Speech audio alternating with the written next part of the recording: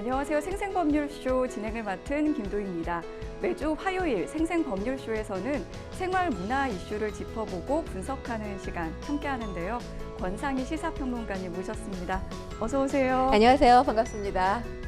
네, 벌써 4월이 이제 중반으로 넘어가고 있습니다. 네. 제가 지난 주말에는 엄청 더워가지고 이러다가 그냥 여름 가버리면은 봄옷을 못 입는 거 아니야? 이런 생각 좀 들더라고요. 그러니까요. 왜 4월이 잔인한 달이라고 T.S. 엘리엇이 얘기했는지를 알 것 같아요. 네. 여름 같은 날이었다가 어제 또 그리고 오늘 오전까지 비가 내리지 않았습니까? 네. 날씨가 좀 맑게 개었으면 했는데 지금 황사로 잿빛 도시인 상황이에요. 그러니까 좀 이렇게 T.S. 엘리엇 얘기하다가 현실적인 얘기 하려니까 연결은 잘 안 되지만 황사에 마스크 꼭 착용하셔야 된다는 얘기 말씀을 드리도록 하겠습니다. 네, 대기질이 좋지 않다는 말씀드렸고요. 지금 이 방송은 유튜브를 통해서도 실시간으로 함께 방송되고 있습니다. 많은 시청 부탁드리고요. 유튜브를 통한 소통의 창구 활짝 열어두겠습니다. 방송 중에 궁금하신 질문들 있으시면 올려주시면 저희가 답도 해드리니까요. 많은 참여 부탁드립니다. 여러분은 지금 생생법률쇼와 함께하고 계십니다.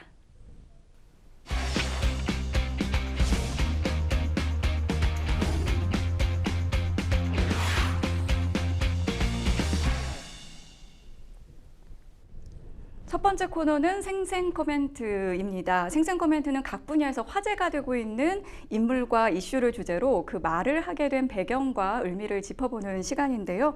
매주 화요일에는 생활 문화 분야에서 나온 날렵한 코멘트 분석해보고 있습니다. 첫 번째 생생 코멘트, 누구의 어떤 말인지 화면으로 만나보실까요? 때로는 침묵하는 것이 이렇게 되어 있는데요. 침묵하는 게 나은 것 같은 이 상황, 어떤 분이 한 말일까요?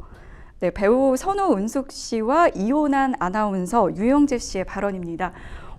저는 사실 이 두 분이 이혼했다는 소식이 굉장히 낯설었거든요. 그런데 지금 네. 후폭풍이 상당히 거센 상황입니다. 네. 두 사람이 사실 만난 지 8일 만에 이 초고속으로 결혼을 약속해서 대중들의 시선을 모으기도 했었는데 네. 2022년 10월에 혼인신고로 법적 부부가 됐습니다. 서로 기독교 신자라는 공통점, 이것이 이제 신뢰가 바탕이 돼서 결혼을 한 것으로 알려졌는데 결혼한 지 1년 6개월 만에, 그러니까 초고속 결혼 소식을 전한 만큼 이혼도 상당히 초고속이다, 이런 이야기가 나오고 있는데요. 선우은숙 씨가 그동안 종편의 이 예능 프로그램에 꾸준히 출연을 해왔었는데 그 프로그램에서 요즘 힘들다, 생각이 너무 다르다라고 하면서 이 기대치가 너무 높았던 것 같다, 이런 이야기를 해왔습니다. 그러니까 이혼을 하기 전에도 네, 그런 말씀을. 그렇습니다. 네. 그러니까 유영재 씨하고 맞지 않는 부분들을 이 언급을 자주 하면서 갈등 상황인 것을 노출했다고 볼 수 있는데요. 지금 두 사람 사이에 뭐 이혼 하게 된 배경, 성격 차이로 알려져 있습니다. 하지만 오늘 나온 보도를 보면 또 유영재 씨가 여성 팬들과 늦은 시간까지 술자리를 자주 가졌던 것도 이혼의 한 배경으로 지금 기사화되고 있는 그런 상황입니다. 가장 지금 논란이 큰 게 두 가지인데요. 네. 유영재 씨와 관련된 논란입니다. 그러니까 유영재 씨, 선우은숙 씨 두 사람 다 공이 재혼인 줄 알았는데 네. 유영재 씨 입장에서는 삼혼이었다라는 의혹이 불거졌고요. 그리고 사실혼 여성이 있었다. 그러니까 이 사실혼 관계에 여성이 있었다라는 것도 유영재 씨를 향하고 있는 의혹 가운데 하나인데, 지금 말씀하신 때로는 침묵하는 것이, 이 발언이 어디서 나왔냐면 이런 의혹들이 보도되고 난 이후에 유영재 씨가 라디오 진행도 하지만 유튜브 컨텐츠 채널도 하나 네, 운영을 지금 하고 하고 있거든요. 있죠. 네. 네, 그 채널에서 이 팬들 바램에, 희망에 부응해드리지 못해서 정말 죄송하다라고 하면서 모든 게 본인 탓이다라고 이야기를 했습니다. 그러면서 여러분들이 걱정하고 우려하는 여러 가지 일들에 대해서 때로는 침묵하는 것이 더 나을 것 같다라는 취지의 발언을 남긴 겁니다. 뭐 본인이 침묵하는 이유에 대한 행간의 마음, 여러분들이 잘 읽어내실 거라고 믿는다라고 이야기는 했지만 그 행간을 제대로 읽을 수 있는 대중들이 지금 어느 정도 있을까는 의구심이 듭니다. 네, 저희가 이제 지난번에도 이제 환승 연애 얘기할 때 류준열 씨는 침묵을 하고 있었던 상황이라 굉장히 답답했던 그런 이야기 있었는데, 침묵하는 유영재 씨 모습을 보면서도 이게 과연 이게 그 올바른 선택인가, 뭔가 이제 좀 해명을 해야 되지 않을까 이런 생각도 좀 들거든요. 네, 그렇습니다. 사실 지금 그때 환승연애의 당사자도 한설 씨가 아닌 유준열 씨였죠. 네. 그런데 당사자는 침묵하고 있었고 이번에도 마찬가지입니다. 유영재 씨가 이 의혹의 당사자인데 유영재 씨는 침묵으로 일관하고 있는 반면에 선운숙 씨는 전혀 다른 모습을 보이고 네, 있습니다. 계속해서 뭔가를 폭로를 하고 네, 있으시더라고요. 그렇습니다. 이 두 가지 의혹과 관련해서 지난 주말 본인이 출연하고 있는 예능 프로그램에서 덤덤하게, 뭐 사실 이 담담하거나 덤덤하거나 모양새는 그랬지만 마음은 그렇지 않을 거라는 네. 거 뭐 많은 대중들이 짐작을 하고 있을 겁니다. 일단 지금 사실혼 관계와 관련해서 보도를 보고 알았다라는 취지로 이야기를 했어요. 그러니까 이혼을 준비할 때 알게 된 게 아니라 기사화된 걸 보고 알게 됐다라는 이혼 겁니다. 뒤에 알게 된 네, 그래서 것이- 상당히 충격적이었다고 네. 해요. 만약에 알았다면 8일 안에 뭐 결혼을 결심하고 혼인신고까지 하는 일은 없었을 거다라는 취지의 발언을 했고요. 지금도 상당히 이 충격에서 벗어나지 못하고 있는 상황인 것으로 보입니다. 그리고 삼혼과 관련해서도 삼혼이 맞다고 했습니다. 법적으로 세 번째 부인이 본인이라고 이야기를 했는데 이 역시 어떤 기자분이 쓴 기사를 보고 안 것으로 보입니다. 그런데 그동안 함구하고 있었던 건 그냥 마지막까지 함구하는 것이 맞지 않겠느냐라는 생각을 하기도 했다고 해요. 네. 그런데 지금 이렇게 본인이 직접 밝힌 것에 대해서 사실 이 프로그램에서 유영재 씨하고 뉴질랜드로 신혼여행 간 모습부터 결혼 생활하는 모습들이 자주 노출이 됐습니다. 네. 그러다 보니까 이와 관련된 의혹들 직접 밝히는 게 시청자들에 대한 예의라고 생각해서 언급을 했던 것으로 보입니다. 일단 지난 13일 이 선운숙 씨의 관련 심경 고백이 나온 이후에 선운숙 씨를 향해서 많은 대중들의 응원과 또 위로가 쏟아지고 있습니다. 네, 선우은숙 씨 그 당사자로서 굉장히 좀 배신감이 클 것 같다는 생각이 드는데 이 유영재 씨는 본인이 진행하는 라디오에서 또 굉장히 의미심장한 멘트로서 자신의 뭔가 심경을 이야기하는 것 같았다 이런 보도가 나오더라고요. 아무래도 지금 선운숙 씨의 심경 고백 방송이 지난 13일에 방송이 됐거든요. 네. 그리고 유영재 씨의 라디오 14일 방송된 유영재 씨의 라디오에서 하는 말들이 뭐 대중들의 관심을 자극할 수밖에 없는 부분이지 않았을까 싶습니다. 관련 오프닝 멘트를 제가 조금 읽어드릴게요. 네. 꽃이 비바람에 젖고 흔들리면서도 결국 역경을 딛고 봉우리를 틔워가는 과정을 우리는 흔히 인생에 비유하곤 한다. 삶의 과정도 자세히 들여다보면 자연의 섭리와 참 많이 닮았다는 걸 보여준다. 우리의 삶도 고난, 역경도 있고 꽃을 피우는 완전한 모습도 갖추게 된다라고 하면서 이 세상의 모든 것은 한 발 뒤로 조금만 떨어져 볼 수만 있다면 조금 더 여백을 가지고 삶의 하루하루를 보낼 수 있을 것 같다면서 선곡한 곡이 김기아 씨의 나만의 방식으로라는 곡을 선곡했습니다. 네. 글쎄요, 뭐 굳이 곡 제목에 의미를 부여한다면 지금 관련된 의혹에 대처하는 뭐 유영재 씨의 어떤 방식은 관련 의혹을 직접 인정하거나 부인하거나 해명하는 게 아니라 관련 의혹에 대해서 뭔가 두루뭉실하게 본인 심경을 전하는 것으로 대신한 것이 아닌가 싶은데 그러다 보니까 지금 관련 의혹들, 관련 기사들은 계속 넘쳐나고 있는 상황이거든요. 본인이 해명을 하지 않다 보니까 본인에 대한 유영재 씨에 대한 비난 상당히 커지고 있고요. 진행하고 있는 라디오에서도 하차하라는 하차 요구 목소리가 상당히 큽니다. 뭔가 좀 대응을 하는 게 좋을 것 같다라는 생각도 드는데 이렇게 좀 침묵을 하는 거는 좀 지나가길 바라는 걸까요? 왜 이렇게 하는 걸까요? 일단 의혹의 네. 당사자고 이걸 인정하든 부인하든 본인에게 그에 따르는 후폭풍이 또 있지 않을까라는 염려가 저는 분명히 있을 거라는 생각이 듭니다. 네. 뭐 지금 사실 유영재 씨가 이 소나기 침묵으로 피해보자 이런 느낌인 것 같기는 합니다.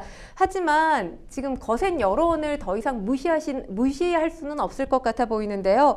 침묵 뒤에 숨기보다는 정확한 입장 표명 그 이후에 후폭풍이 더 거세진다 하더라도 반드시 필요하지 않나라는 생각을 합니다. 네, 이제 선우은숙 씨와 이 유영재 씨 두 번째 결혼으로 알려졌었는데 뭐 삼혼이라는 논란도 있고 여러 가지 있지만 또 각자의 또 행복을 찾아갔으면 하는 바람이 듭니다. 저희는 또 이어서 두 번째 생생 코멘트 만나보겠습니다. 두 번째 생생 코멘트는 효녀효 비닉빈인데요. 왠지 좀 부익부 비닉빈이 생각나는데 어떤 분의 말일까요? 네, 바로 그 박보영 씨의 발언이었습니다. 이 고난도의 임영웅 티켓팅에 성공하고 인증샷을 남겼는데요. 굉장히 많은 분들로부터 질투를 받았다고 하더라고요. 아, 이건 정말 자랑할 만하죠. 왜냐하면 네. 뭐 임영웅 씨 콘서트 티켓 구하기가 하늘의 별 따기보다 더 어렵다는 얘기가 나오잖아요. 그렇다고 그래서 하더라고요. 티켓팅이 아니라 피켓팅이라는 별칭도 있는데 뭐 반박 불가 효녀가 된 순간을 본인 SNS에 기록을 했습니다. 세상에 이런 일이라고 하면서 지난 10일에 임영웅 씨 콘서트 티켓 예매 성공 내역을 공개해서 많은 이들의 부러움을 샀습니다. 바로 저 내용이죠. 네. 이날 오후 8시에 5월 25일부터 26일 양일간 서울 상암 월드컵 경기장에서 열리는 2024 임영웅 콘서트 티켓 예매가 오픈됐었는데 사실 매 공연마다 살벌하리만큼 동시 접속자 수가 어마어마하잖아요. 네. 이 양 이틀 동안 이 관객 10만 명 정도의 관객이 이 공연을 볼 수 있는데 그럼에도 불구하고 동시 접속자 수 무려 50만 명에 달했다고 합니다. 네. 그러면서 빠른 매진은 물론이거니와 이게 접속하려다가 포기한 분들도 속출했다고 합니다.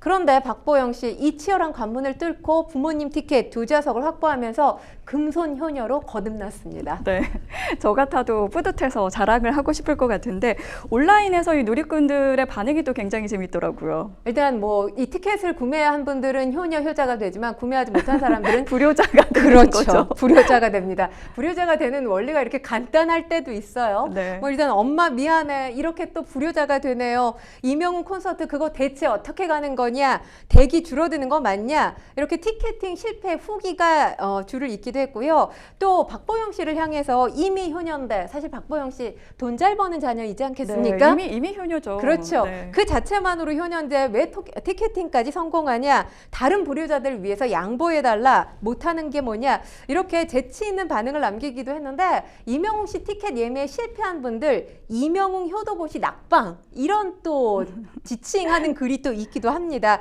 그리고 이 외에도 재밌는 게 하나 있어요. 밀키트를 판매하는 자영업자가 10%이 전품목 할인 공지를 내걸었습니다. 그런데 왜 이런 공지를 내걸었는지 네. 아세요? 왜 갑자기 밀키트 할인 공지를? 임영웅 씨 티켓을 손에 거머쥐었기 때문입니다.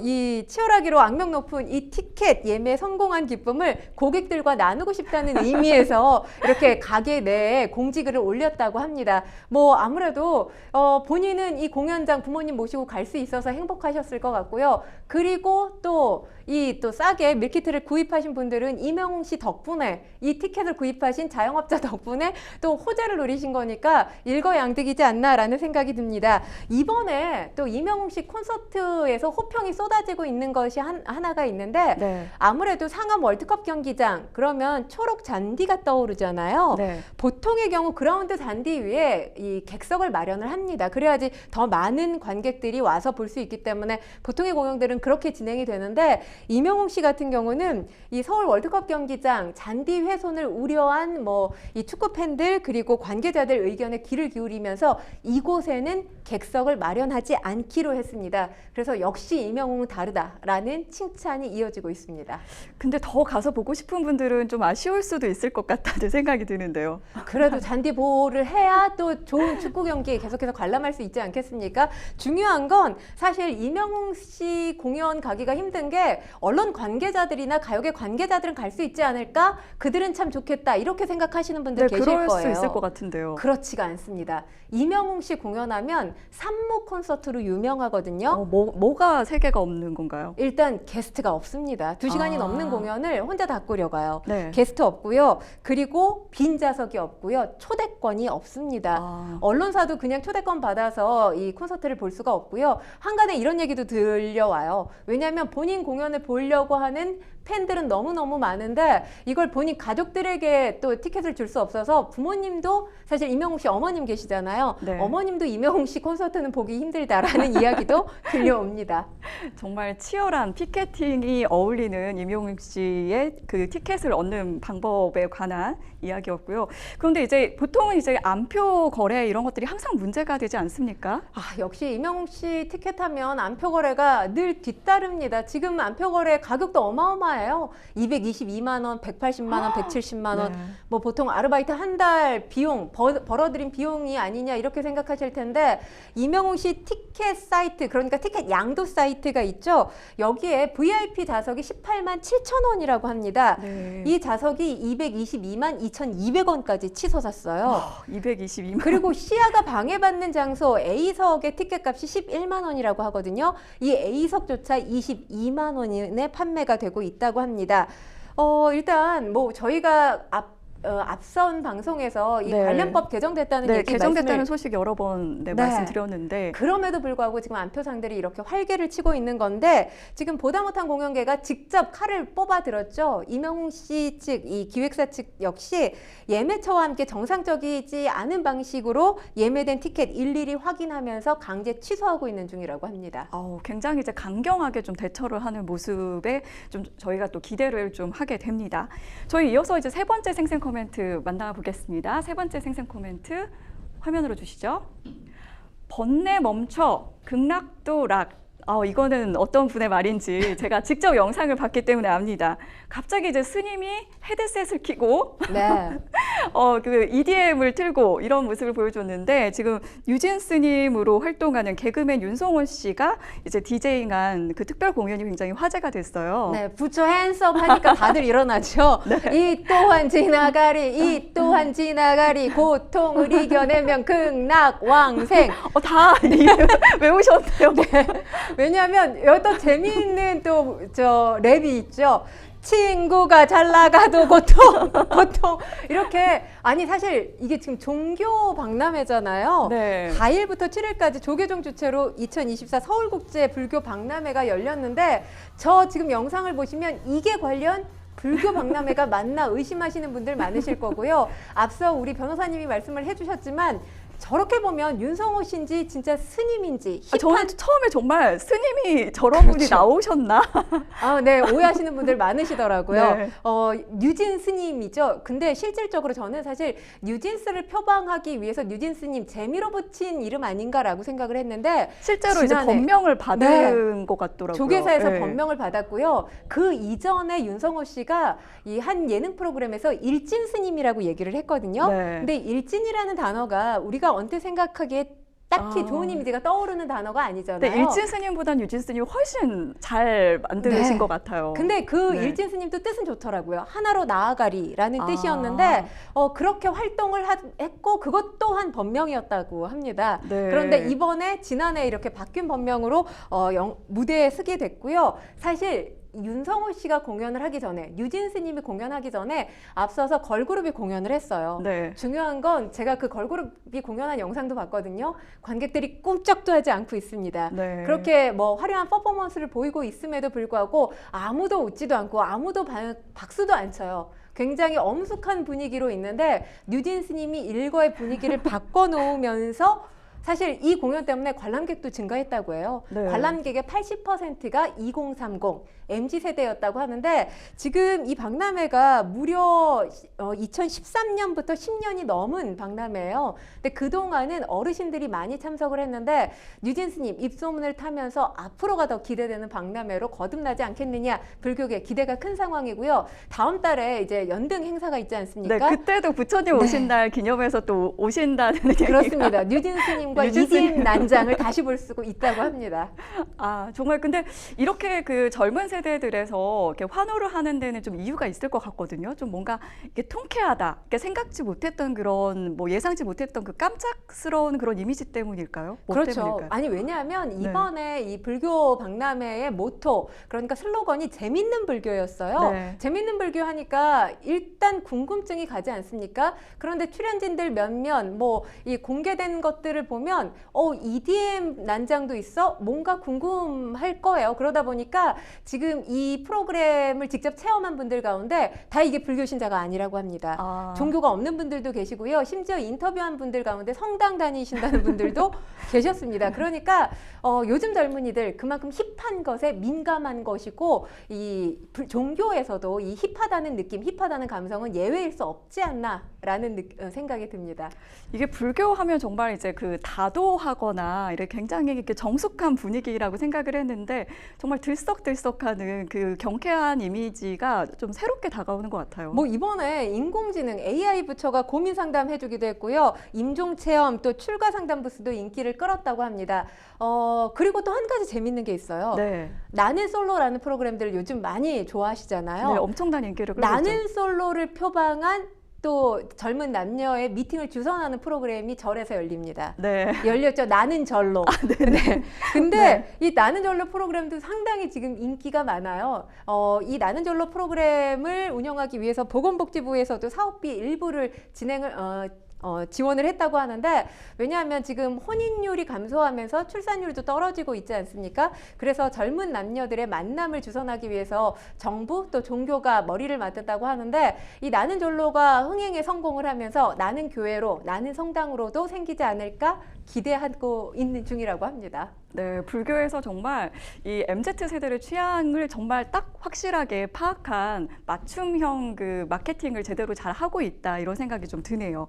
지금까지 생생 코멘트 만나봤고요. 저희는 잠시 후에 뉴스픽스로 돌아오겠습니다. 여러분은 생생 법률쇼와 함께하고 계십니다.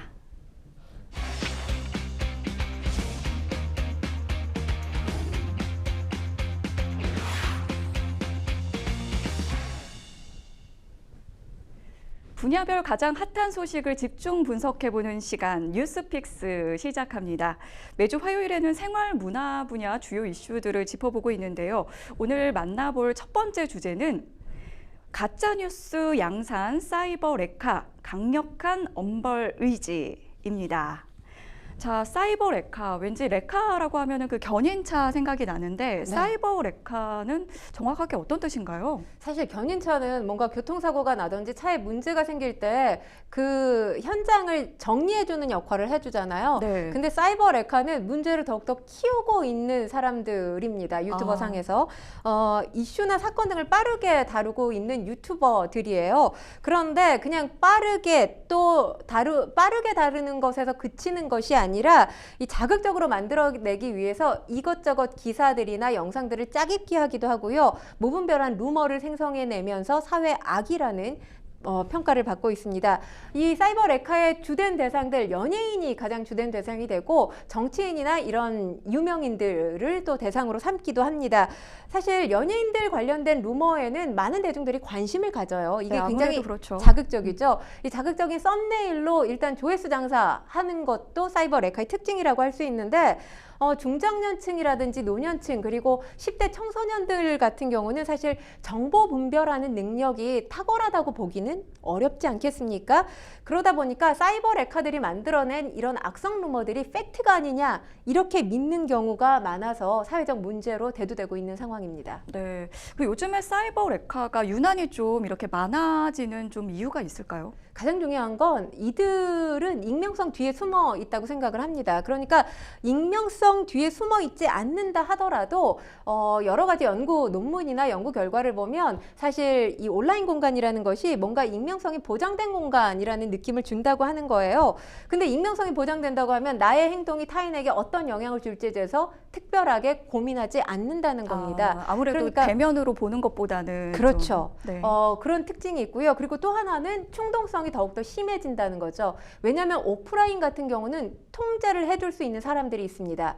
예를 들어 가정이라면 부모님, 학교라면 선생님, 또 뭐 경찰이나 검찰 이런 공권력들이 있지 않습니까? 네. 하지만 온라인 플랫폼 특성, 충동을 부채질하기 딱 좋죠. 통제받기 쉽지 않은 공간인 게 사실입니다. 그러다 보니까 사이버 레카가 양산되고 있고요. 가장 중요한 건 바로 돈벌이가 된다는 거예요. 아까도 제가 잠시 언급을 했지만 이 자극적인 썸네일을 올리는 이유가 뭡니까? 일단 그 제목만 보고 많은 사람들이 클릭을 해요. 이걸 일명 우리가 클릭 장사라고 네. 하지 않습니까? 그리고 또 여기서 가장 또 문제가 되는 게 지금 유튜브를 보는 분들이 상당히 많이 늘지 않았습니까? 유튜브 시청하는 시간도 예전보다는 길어진 게 사실입니다. 그런데 여기에 오히려 이 여러 언론사들, 사이버 레카를 정말 비판해야 될 언론사들이 사이버 레카들의 카더라식의 어떤 글쎄요, 보도라고 할 수는 없겠지만 이런 내용들을 기사화시킵니다. 근데 사이버 레카들의 카더라식이 기사화가 될 경우 당연히 대중은 이게 루머가 아니라 사실이었구나 이렇게 믿게 되거든요. 그러니까 이 언론사들도 자극적인 기사 제목을 다는 게 기사 조회수를 늘릴 수 있는 방법이기 때문에 여기에 대해서 근절하려는 노력을 보이지 않고 있습니다. 근데 그렇다면 한 가지 또 짚고 넘어가야 될 게 이렇게 사이버 레카들의 컨텐츠를 언론사가 이용하기 때문에 사이버 레카들이 요즘 본인들의 행위를 뭐라고 하는지 아십니까? 뭐라고 하나요? 취재한다 라고 얘기를 해요. 근데 과연 이들이 제대로 된 취재를 하느냐를 들여다볼 필요가 있습니다. 보통의 경우 사이버 레카들 일주일에 많으면 뭐 2-3개에서 4-5개 관련 컨텐츠들을 올립니다. 굉장히 열심히 올리네요. 짧게는 한 3-4분에서 길게는 한 10여 분짜리도 올리는데 그게 사실 보통의 경우 1인 미디어로 운영이 돼요. 그러면 영상을 만들고 짤깃기를 하고 편집을 하고 내용을 만드는 모든 것을 한 사람이 한단 말이에요. 과연 여기에 취재가 있을까요? 거의 이런 영상들을 속전속결로 만들 수 있는 건 취재를 하지 않기 때문이라는 분석이 지배적입니다.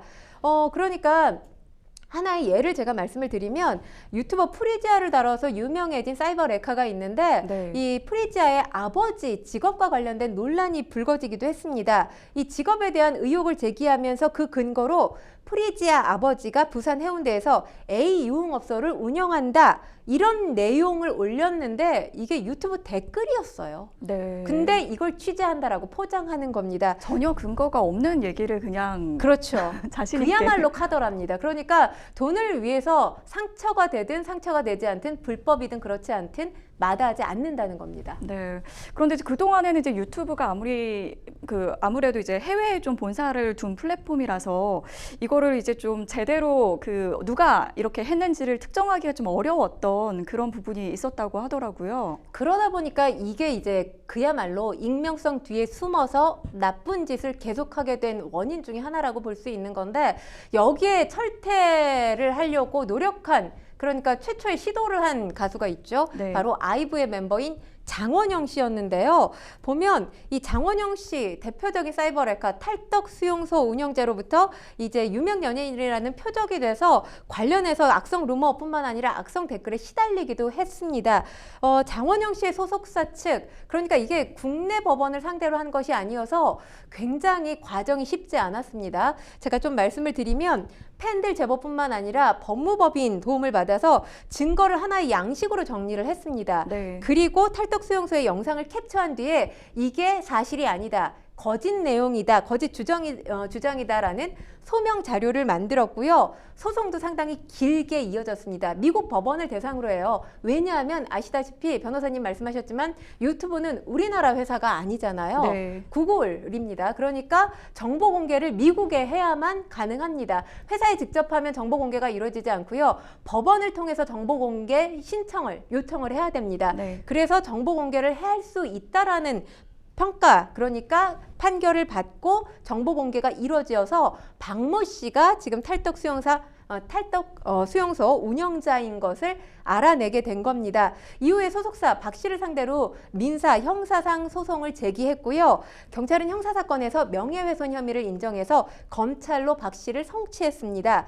올 1월에 국내 법원 이 박 씨에 대해서 손해배상 청구 소송과 관련해서 장원영 씨 승소 판결을 했습니다. 박 씨가 장원영 씨에게 1억 배상해라 이렇게 판결을 내렸는데 박 씨가 여기에 불복했습니다. 항소를 진행하면서 지금까지 2심이 계속해서 진행 중인데요.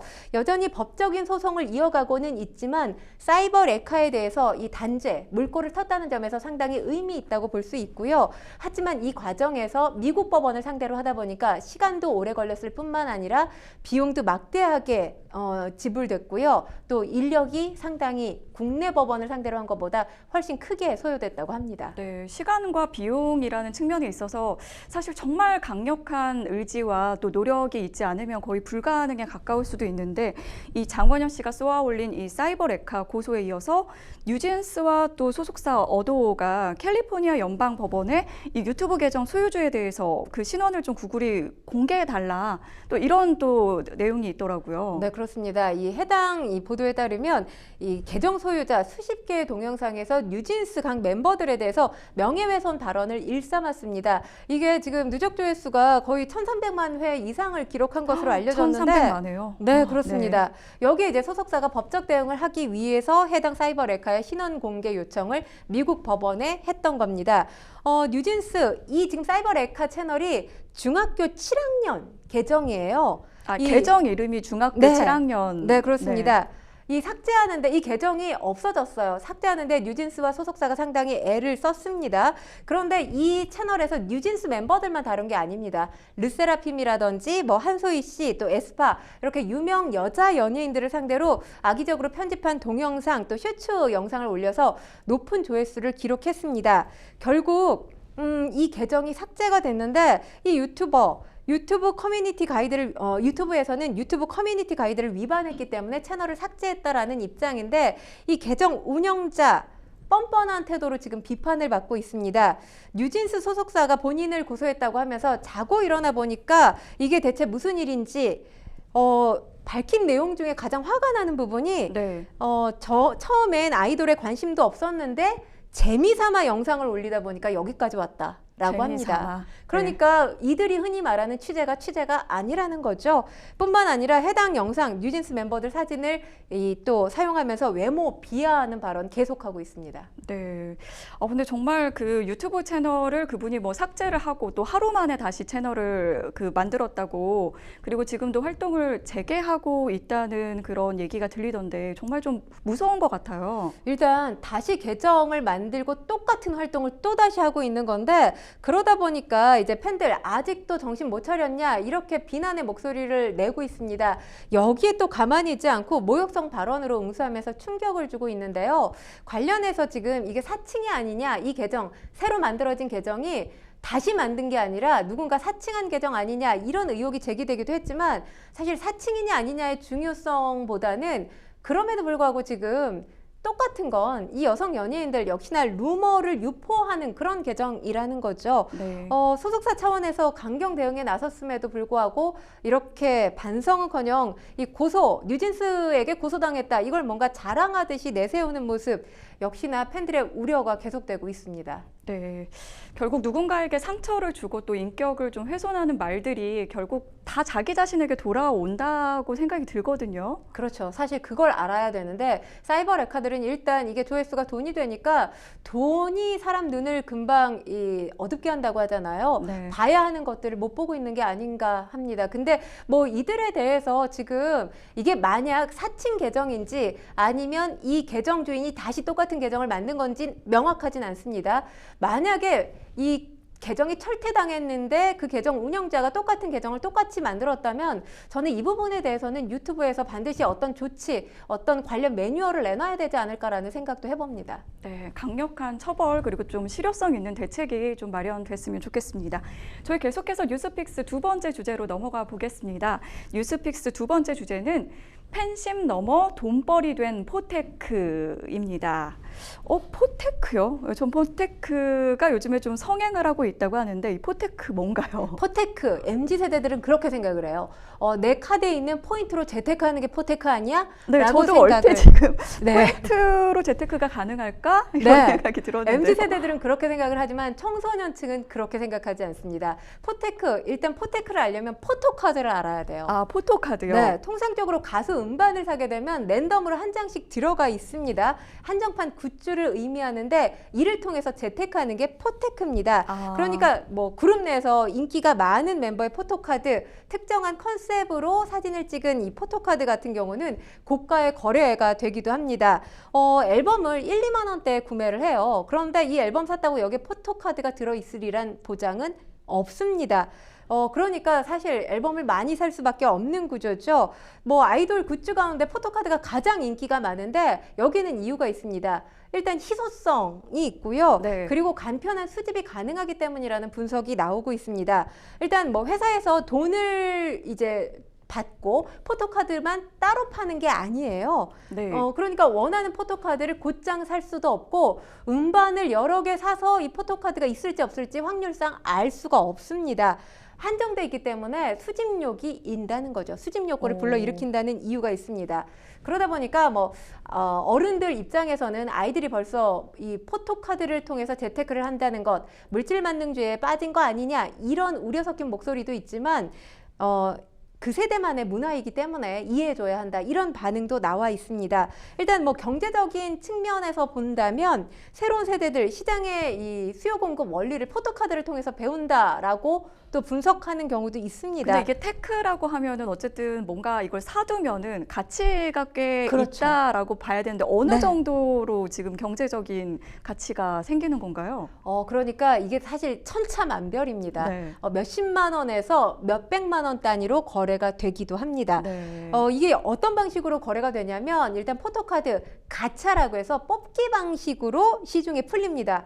상품을 이제 판매하는 회사 입장, 그러니까 엔터사 입장이라고 하죠. 특정 포토카드 희소성을 높이기 위해서 앨범 판매 높일 수 있는 구조가 되는 거죠. 그리고 구매자 입장에서는 원하는 카드가 나올 때까지 앨범을 무작위로 구입을 계속 합니다. 사야 되는 거군요. 네, 내가 그렇습니다. 원하는 게 나올 때까지. 그러니까 같은 앨범을 몇십 장 가지고 있는 팬들도 있어요. 네. 그러니까 포토카드마다 출연 빈도가 다른 거 아니냐 이런 의구심이 나오기도 하는데 지금 온라인에서는 포토카드 거래할 수 있는 전용 플랫폼까지 만들어졌거든요.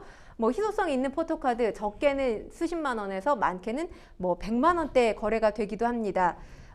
사진마다 시세도 다르게 형성이 됩니다. 그러니까 보기 드문 컨셉으로 촬영한 사진, 또 아이돌 그룹 내에서 인기 있는 멤버들이 있잖아요. 네. 이런 사진일 경우에 이 포테크를 할 때 거래 금액은 당연히 높아질 수밖에 없습니다. 온라인에서는 이 포토카드를 거래하는 또 플랫폼이 만들어졌다고 하더라고요. 네, 그렇습니다. 사실 여기에서 청소년들이 지금 이걸 거래하면서 하는 단어들에 좀 주목해 볼 필요가 있는데 트리마제 3개나 얻었다. 또 반포자이 한남더일 보유하고 있다. 반포자이요?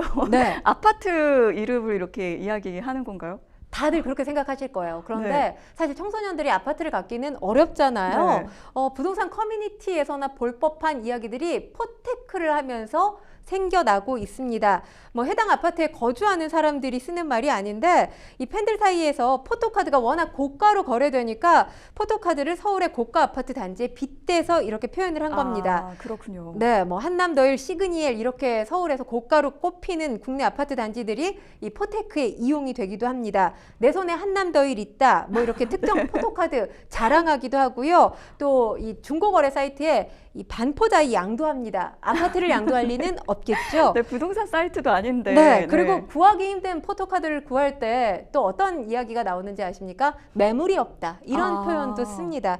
사실 우리나라가 부동산 공화국이라는 오명이 있잖아요. 네. 뭐 전체 국민의 60%가 아파트에 살고 있지만 아파트를 삶의 공간으로 보기보다는 이게 지금 시세가 어느 정도 올랐어, 떨어졌어. 네. 여기에 굉장히 가슴이 철렁하는 분들이 훨씬 더 많습니다.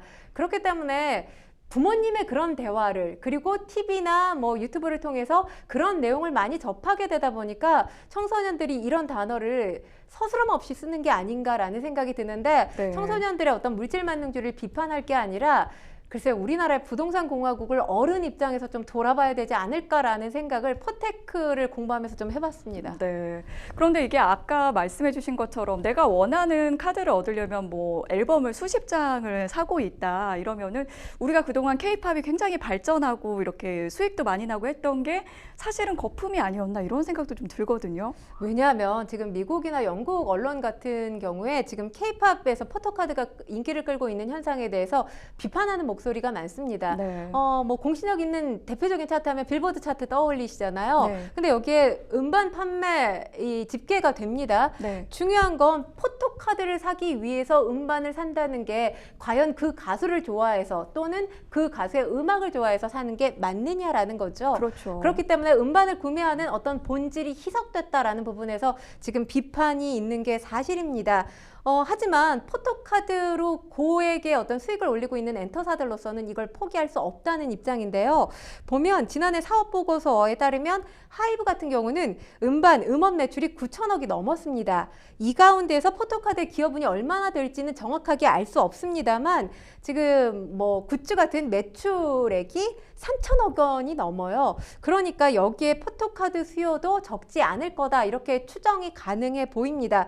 뭐 다른 엔터사들 사정도 같기 때문에 이 포토카드를 통한 음반 판매로 이 높은 수익을 얻는 엔터사들로서는 이게 과연 근절할 수 있는 것이냐, 이 부분에 대해서는 의문이 제기됩니다. 네, 그리고 이게 아무래도 그 미성년자들 사이에서 이제 좀 이 포테크가 많이 활성화돼 있을 테니까 이 내가 원하는 카드를 얻기 위해서는 경제력도 뒷받침이 되어야 하는데 이 부모님들의 경제력을 또 비교하게 되는 그 계기가 되지 않을까 이런 걱정도 좀 되네요. 그래서 등골 브레이커가 네. 되지 않겠느냐 이런 비판이 나오고 있는 건데요. 사실 포토카드의 무작위성이 이제 내포하고 있는 문제점 중에 하나입니다. 아까도 제가 말씀드렸지만 포토카드 하나를 얻기 위해서 수십 장의 지금 앨범을 구입을 하는 거예요. 그러니까 네. CD 하나를 2, 3만 원에, 그러니까 1, 2만 원에 산다고 하더라도 이게 수십 장이면 수십만 원이 되지 않겠습니까? 그렇죠. 부모님들 입장에서는 굉장히 가슴치고 네. 답답한 일일 수밖에 없지 않을까 싶습니다.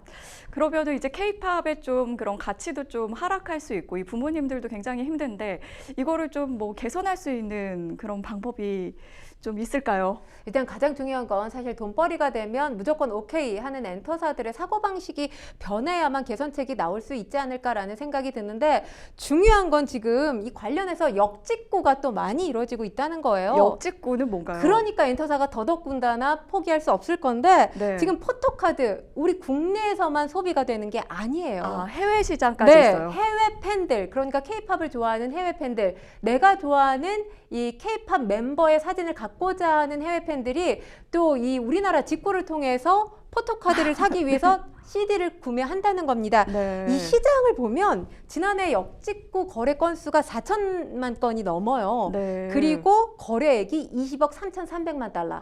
우리 20억. 돈으로 2조 6천억 원이 넘습니다. 이 시장이 너무 크네요. 그러니까 네. 엔터사 입장에서는 포토카드로 인한 긍정 효과라고 해석할 수밖에 없는 거죠. 근데 중요한 거 제가 한 가지만 말씀을 드리면 CD를 요즘에 CD를 통해서 음악 듣는 사람 없지 않습니까? 네, 그러니까 소장하기 위해서 많이 사는 거죠. 네, 소장하기 위해서 사는데 청소년들은 포텍하기 위해서 CD를 구매한다는 거예요. 네. 중요한 건 이걸 몇십 장 사는 것 자체가 선물하는 것도 사실 부담이에요. 네. 나중엔 이게 쓰레기가 되지 않겠습니까? CD가 100년이 지나도 부식이 되지 않는 재질입니다. 결국엔 이 포테크가 내 주머니를 두둑하게 불리는 데 그치는 게 아니라 환경 문제도 생각해야 된다라는 부분 꼭 인지를 하셨으면 좋겠고요. 그리고 지금 우리가 케이팝 얘기를 하면서 그런 얘기 많이 해요. 케이팝 이 미래가 얼마나 더 지속될 수 있을 것이냐에 대한 뭐 진단의 목소리들 많이 내놓고는 있는데 네. 이 포토카드 전략이라는 게 과연 케이팝을 사랑하는 우리나라 팬뿐만 아니라 전 세계 팬들에게 꿈과 희망을 주는 키워드가 맞느냐? 이 부분에 대해서는 뭐 이 엔터사들이 고민을 해야 되지 않나라는 생각이 듭니다. 네, K-팝 생태계가 좀 건강하고 지속 가능하게 갈 수 있는 방안에 대해서도 좀 고민이 필요할 것 같습니다. 자, 뉴스픽스 이제 마지막 주제로 넘어가 보겠습니다. 뉴스픽스 마지막 주제는 노년의 짧은 시 실버 샌유 인기입니다. 실버 샌유, 샌유? 이거는 뭐 어떤 건가요? 사실 실버 샌유라고 하면 익숙치 않으실 텐데요. 네. 일본의 정형시예요. 그래서 굉장히 짧은 게 특징인데 정형시라고 하면 그게 또 어렵죠.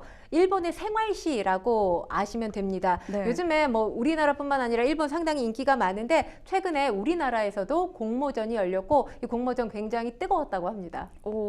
저도 이제 이 샌유라는 표현을 몰라서 그랬는데 그 사랑인 줄 알았는데 부정맥이라는 이 책에 대해서는 들어본 적이 있거든요. 네.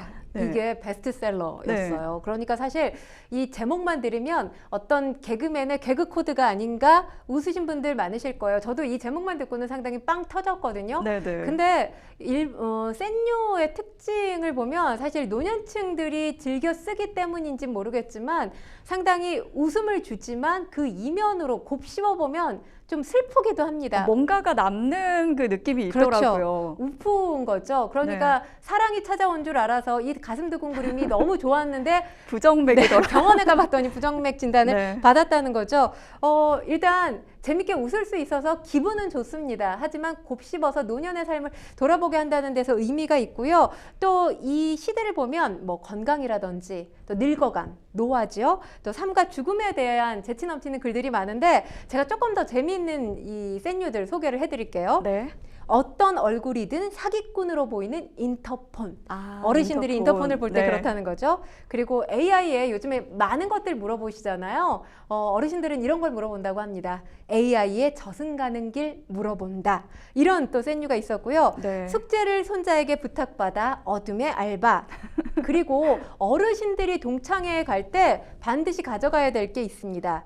앨범 지참을 해야 되는데 네. 앨범에 있는 얼굴과 몇십 년이 훌쩍 지난 지금의 내 모습 알아보지 못한다는 거죠. 동창회의 졸업 앨범 지참에서 얼굴 인증 이런 센유도 있었고요.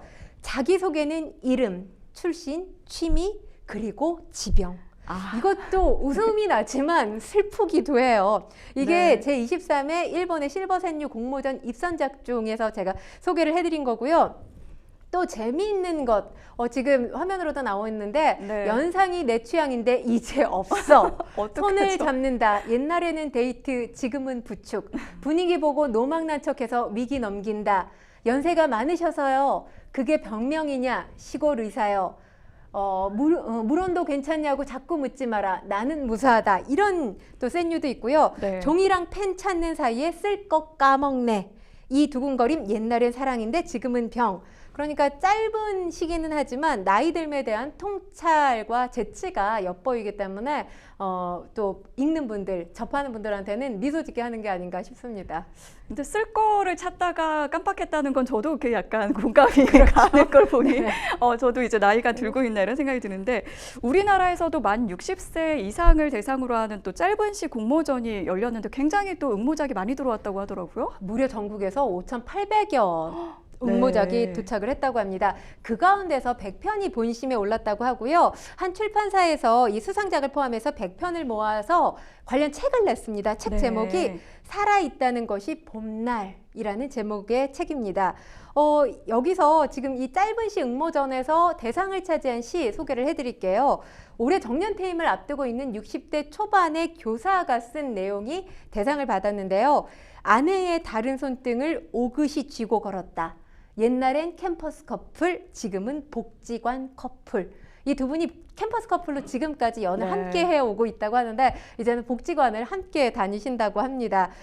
그리고 또 재밌는 거 몇 개 소개를 해드리면 이건 이제 우리나라 공모전 네. 내용들입니다. 누가 나보고 너그러운 분이라 하네. 아내가 들으면 댁이 살아봤느냐 하겠지? 이런 내용도 네. 있고요. 커피 주문이라는 시에서 아이스 아메리카노 따뜻한 거 한 잔 이렇게 또 주문을 하시기도 했나 봐요. 네. 절친이라는 시가 있습니다. 잘 노는 친구, 잘 베푸는 친구 다 좋지만 이제는 살아있어주는 사람이 최고구나. 절친이라는 시고요. 네. 또 이번에는 잃어버린 안경이라는 시입니다. 할배가 안경을 찾아서 여기저기 들고 있는데 4살 배기 손녀가 찾아주었다. 할배 손에 있다고. 뭐 이건 근데 우리도 아니 저는 들으면 휴대전화 들을수록 손에 갖추고 있으면 카톡 보내야 되는데 휴대전화 네, 어딨지 이렇게 전화 찾는 경우 어딨지 하면서 많이 많죠. 겪었던 일인데요. 유머러스한 그러니까 노년의 삶을 유머러스하게 표현했던 작품들이 좋은 평가를 받았습니다. 네, 이렇게 실버 생유가 인기를 얻고 있는 이유 뭘까요? 일단 사실 노년의 삶을 곱씹어 보면 시에서는 뭔가 낭만이 있을 것 같지만 마냥 낭만적이지 않지요. 하지만 그럼에도 불구하고 어르신들 이렇게 어떤 창조력에 대한 창의력에 대한 욕구가 그대로 있는 게 아닌가, 그걸 발휘하려고 이런 응모전에 도전하신 게 아닌가라는 생각이 들고요. 뭐 제 주변에서도 이제 인생 2막 시인 데뷔하시는 분들 계시거든요. 네. 창의력을 발휘할 수 있는 분야가 비단 시뿐만이 아닙니다. 문학뿐만이 아니에요. 그림도 있고 또 판소리나 요즘엔 뮤지컬 연극 공연하시는 분들도 많은데 이런 것들 좀 찾아보셔서 즐거움을 찾는 인생 2막, 3막 열어가시면 어떨까라는 생각도 해봅니다. 네, 건강하게 정말 나이 들어가는 모습 같아서 저는 좀 보기가 좋고 좀 흐뭇하다는 생각이 들었는데 평론가님께서는 어떻게 좀 이렇게 늙어가고 싶으세요? 사실 네. 지난해까지는 노후와 관련된 생각 별로 안 했거든요. 네. 근데 아무래도 해가 또 바뀌고 나니까 아, 이제 노후가 멀지 않았구나. 근데 우리가 흔히 저희 나이대에 생각하는 노후라는 건 이 아파트 몇 채를 갖고 있느냐, 부동산 재테크 잘하느냐, 아까 포테크 말씀드렸지만 재테크예요. 네. 그걸 떠나서 사실 이 물질적인 풍요로움 물론 중요하지만 정신적인 풍요로움을 추구하는 게 되게 굉장히 중요하지 않을까 싶은데 네. 우리가 흔히 그런 얘기하죠. 인생 전반전은 국영수, 후반전은 은미채라는 얘기를 합니다. 물론 국영수를 열심히 하지 않은 이 상황에서 은미채를 찾는 게 조금 미안한 마음도 들지만 정신을 풍요롭게 하는 취미생활 어떤 걸 가지면 좋을까? 아까 제가 좀 전에 말씀드렸던 내용이 저한테 해당되는 얘기가 아닌가라는 생각을 해봅니다. 네, 저도 이제 평론가님과 비슷하게 귀여운 좀 할머니가 되어갔으면 좋겠다 이런 생각이 들었습니다. 네, 오늘 함께해 주신 권상희 평론가님 고맙습니다. 네, 고맙습니다. 네, 생생법률쇼 저희가 준비한 소식은 여기까지입니다. 시청해 주신 여러분 고맙습니다.